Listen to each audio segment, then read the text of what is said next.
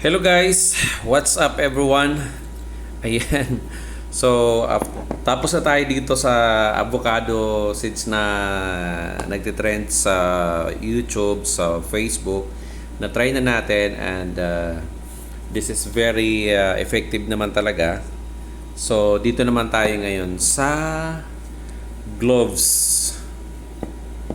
na nagtitrend ngayon sa Facebook and sa YouTube. So, ito yon. So, meron ako ditong isang garapon na mahirap buksan. Ayan. Mahirap siyang buksan. Pero yan, nilagay ko na siya dito sa sa garapon. Ayan siya guys. So, kita ba? So, yan ang itsura niya. Malabo ba? Malabo. Malabo yata. So, ito yung itsura niya. Maliit lang siya. Ayan, malabo nga. Malabo yung camera ko. Paano palinawin to? Ayan, yan yung itsura niya guys. Tapos yung merong kunti siyang aroma. May kunting aroma siya, 'di ba? So ngayon, to try natin. Susubukan natin itong herbal na to kung gaano siya ka-effective. Kasi lately guys, siguro mga 2 weeks na or 1 week more na hirap na hirap ako matulog talaga.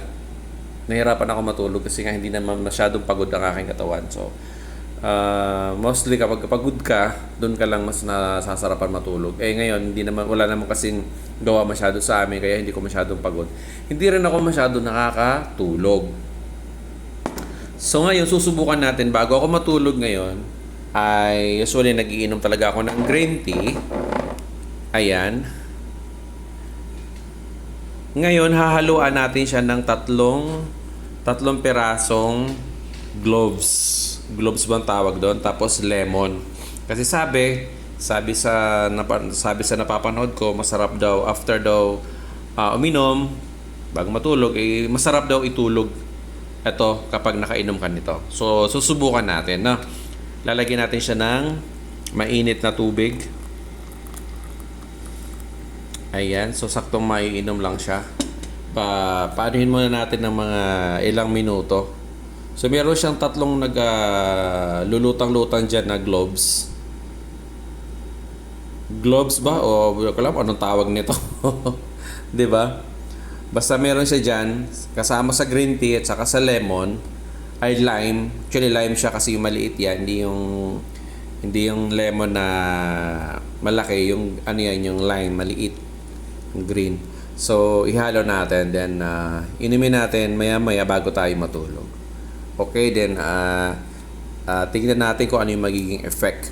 So, this is my first time. Guys, na i-try itong nagtitrend ngayon. Alright? So, hopefully, maging effective sa akin nang sa ganun maging mahimbing yung aking pagtulog.